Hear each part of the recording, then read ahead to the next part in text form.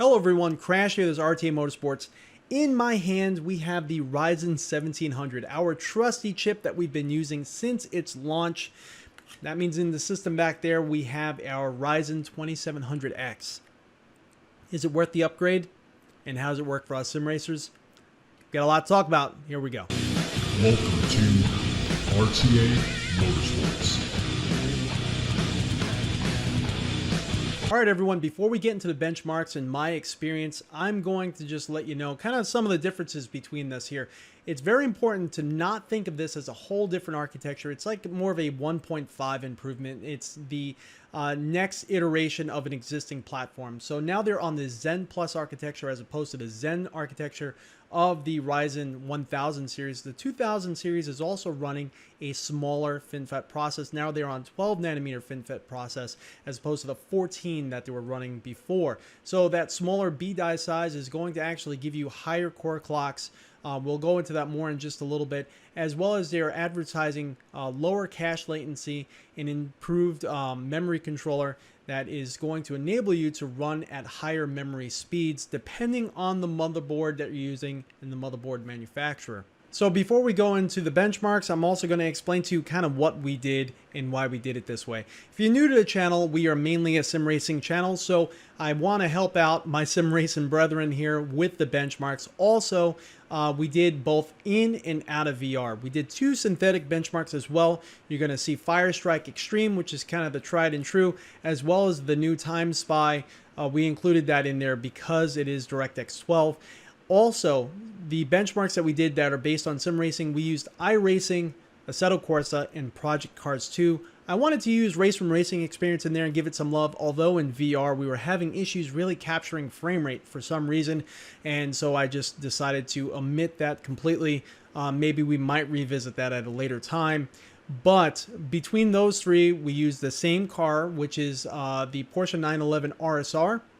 And we used the Nürburgring Nordschleife, and we use it at two distinct points.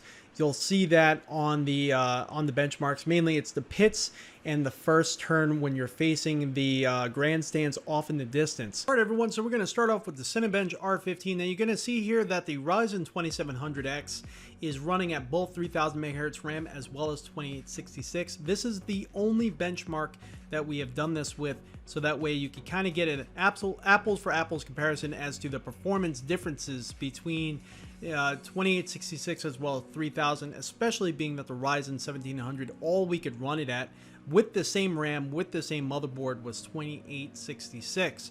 So the Ryzen 1700 stock versus 3.8 gigahertz overclock, you can see a huge performance increase there from 1384 to 1672 or 1672.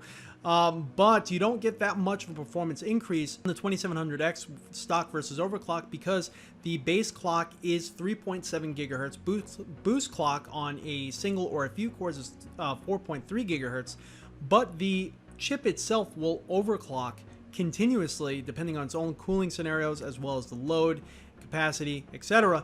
So it routinely sits around 4 gigahertz, as well as overclocking quite routinely on all cores 4.1 and on a few cores to 4.3. And once the temperatures start climbing up depending on the load and the scenario, it will cut back voltage a little bit and lower the cores down to about 3.95. I have yet to see this actually go down to the 3.7 stated base clock of this CPU, and that is with no changes in the BIOS. So being that these chips don't really overclock much further into the 4 gigahertz range, you're not going to really get much headroom with overclocking yourself with these. So you're going to notice here, like the 2700X stock at 3000 megahertz RAM versus the 4.1 gigahertz. Yes, there is an increase, but it's nowhere near of a sizable increase like the stock 1700. But of course, the 2700X overclocked 4.1 gigahertz takes a cake here. But stock with the 2700X, this is interesting, stock at 2866 versus stock at 3000 megahertz. There's only 2-point variance. That is kind of like within the realm of error. It could have been temperature variance, could have been anything like that. It's almost the same score, which was very surprising to see because normally Ryzen responds very well to faster RAM speeds, as well as 2866 versus on the 2700X versus the 1700 the 1700 overclocked at 3.8 gigahertz, you're going to notice that there's still an increase there. Although it's not huge, but there is still a performance increase there, even with the same RAM speeds. So next, we're going to go over Timespi. Timespi is a nice benchmarking tool that uses DirectX 12.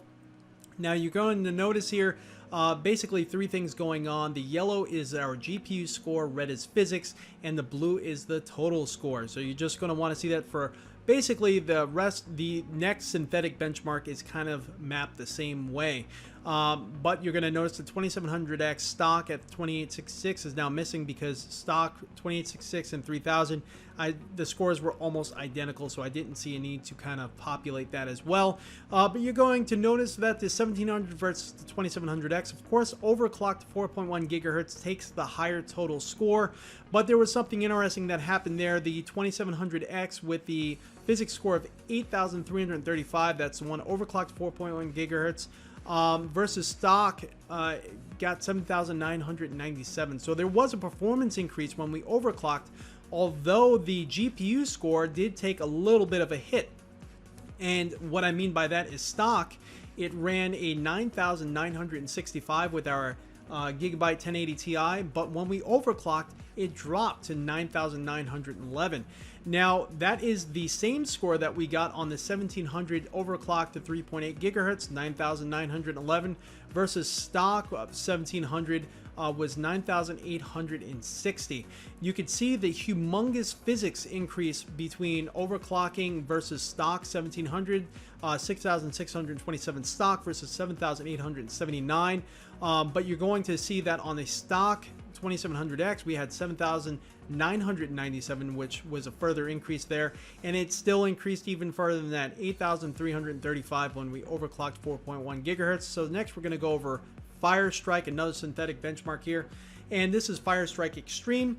This was all kind of ran basically with restarting the computer each time, giving the computer time to cool down in between runs. And of course, when we had to switch out the processor, we did not switch out the RAM, same motherboard as well. You're going to notice the 1700 stock 2866 RAM ran a total score of 11,982, which was then eclipsed by the 1700 at 3.8 gigahertz at 12,454. Further, you could see down here with the stock 2700X 3000 megahertz RAM, we had a 13,015. Pretty sizable increase to the 3.8 gigahertz 1700.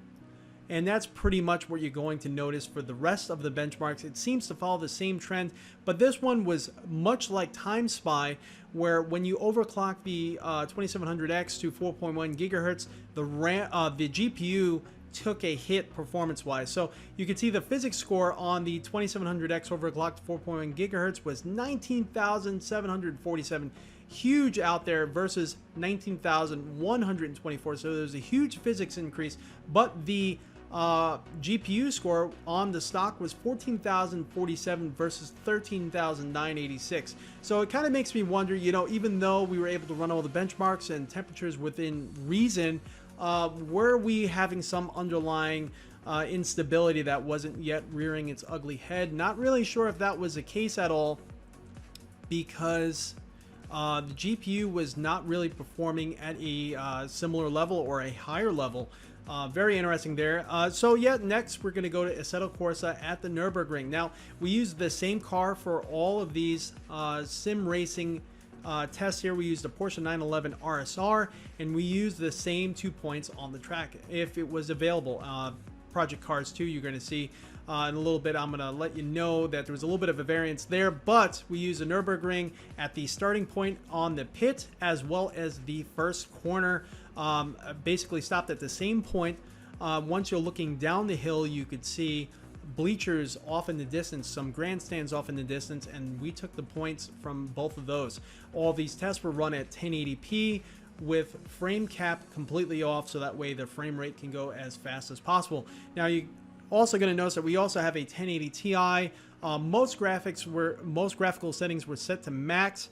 There were some variances with iRacing as well as Project Cars 2, but that does not matter because for each of these benchmarks, the graphics settings were not changed. So it's purely just a comparison, apples to apples, between each processor and their speeds. So first we have the Ryzen stock 1700 at 2866 RAM. You could see that in the pits we had 273 frames versus 348 frames on the first turn.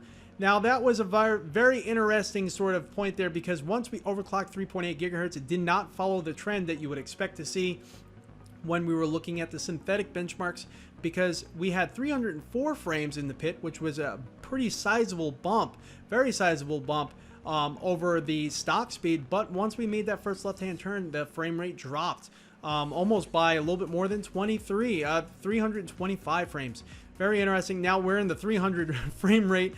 It doesn't quite matter at that point, but there was a drop there, and I again wondering if there was some underlying sort of instability that was not yet rearing its ugly head. But once we jumped into the 2700X, frame rates increased even further. Stock, you're going to see 333 frames in the pit versus 374 frames on the track at the first corner, and it was basically the same for both stock versus the overclocked at 4.1 gigahertz.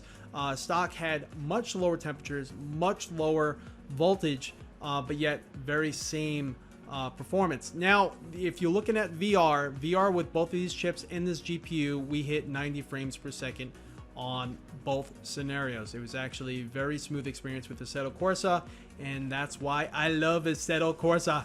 But Project Cars 2, the differences are quite a bit bigger between you had your VR versus 1080p gaming, and you can kind of tell that I'm not really sure if this is really optimized for VR use yet. I know they kind of situated it as such, although maybe we need to tune the graphical settings a little bit further. But this is what we got, and these were our experiences. Graphical settings again were not changed between benchmarks. 1700 stock, we got 220 frames on that first corner to the left versus 241 in the pits, again with the 3.8 gigahertz overclock.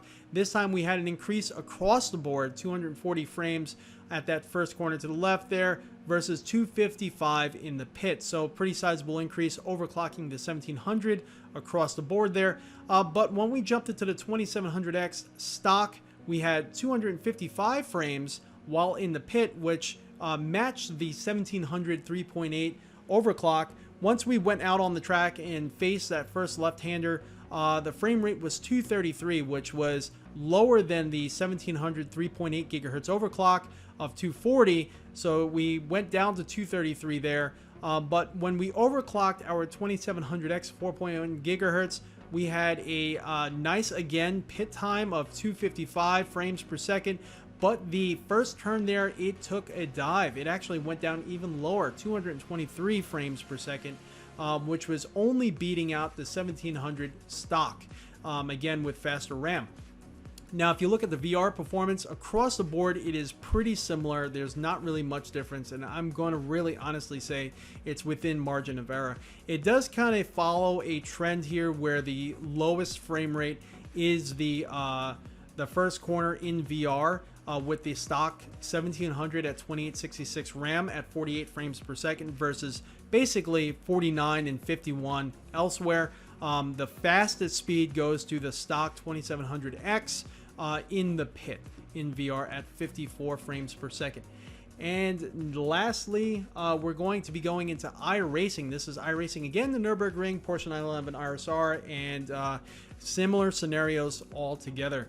We did the graphical utility for our 1080 Ti, and we just did all these tests with that graphical utility score. Whatever it gave us, we did. The only thing that we did change was we took off virtual mirror and we turned on in-cockpit mirrors. But besides that, whatever settings it put, we kind of left it, which is not normally what we race with, but just for the sake of the benchmark, that's what we used.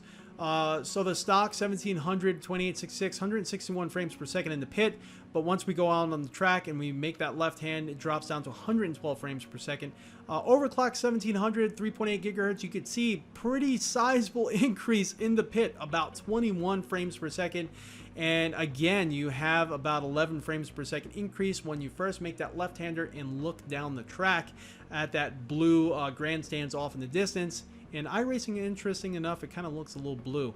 But yeah, in the 2700X stock, we had 199 frames per second in the pit, which is quite a bit difference, over 30 frames per second higher than the stock 1700, again at 1080p. But once you make that first left-hander and look down the track, it went down to 139, which was still quite a big difference from the stock 1700, as well as the stock the 1700 overclocked 3.8 gigahertz. But when we overclocked it, the 2700X for 4.1 gigahertz, we had a pit score of 200, which is within variance, within the margin of error with the 199 of the stock 2700X, but it dropped all the way to 133, which was very interesting to see once we made that first left-hander, which was again lower than the stock 2700X. And we kind of noticed this with the synthetic benchmarks too, where we had the lower GPU score. And I'm kind of wondering if overclocking to 4.1 is just my CPU with my Silicon Lottery. It just wasn't really too happy with that, and that's kind of what I'm guessing is going on here. So let's jump into VR frame rates. Now, VR frame rates, you can see the stock 1700 struggled to hit 90 frames per second in the pit. It was basically bouncing around between mid 60s to low 80s. So we took an average of that and we landed on 75. It was kind of all over the place, and you could see the stuttering as it was happening. When we made the left-hander, it went down, reprojected to 45. Once we overclocked, we got a steady 90 while we were in pits. Again, once you make that left-hander, you can see the grandstands, it drops down to reprojected 45 pretty much across the board. Stock 2700X at stock speeds, 90 frames per second, no problem. It drops down to reprojected 45 at that first turn there and felt pretty smooth. And the 2700X overclocked 4.1 gigahertz, 90 again in the pits. But once we make that left-hander, started noticing a little bit of stuttering, and it felt like it kept going in and out of reprojection. It kept going from 45 up to about 50, 45, 50, 45, 50, and it kept going back and forth like it was struggling and it wanted to go faster, but it kept falling within the reprojected zone, which was fine and interesting to see all at the same time. How do we feel about the Ryzen 2700X? Well, in short, if you already own a Ryzen 7 processor of any kind, like we do, I can't really recommend this chip.